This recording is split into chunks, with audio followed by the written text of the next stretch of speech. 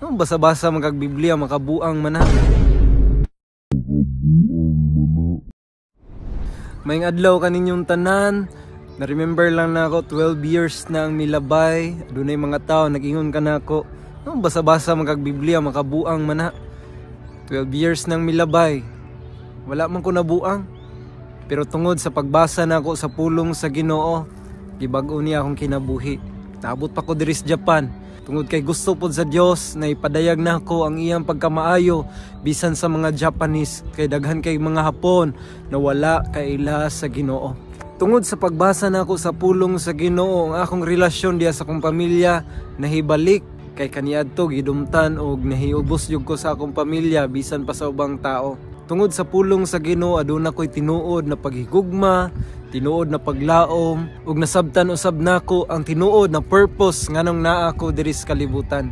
Kay ang purpose sa Dios nganong naa ta diri sa kalibutan mao nang musimba, mudayeg ta diha kaniya, mapasidunggan ang iyang pangalan. Kung kamo wala pa kasugod sa pagbasa sa pulong sa Dios, tinguha gayod na makabasa mo niini nganuman.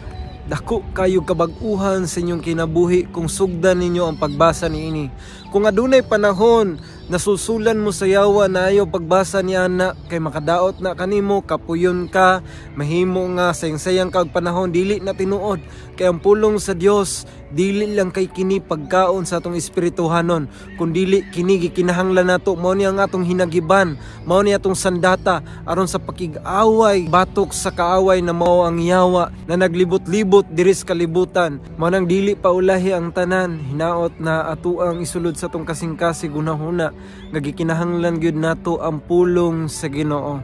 Pagbasa sa Biblia, sugdi bisan pa sa ginagmay, kay gingon pa dira sacrifice brings good fruit.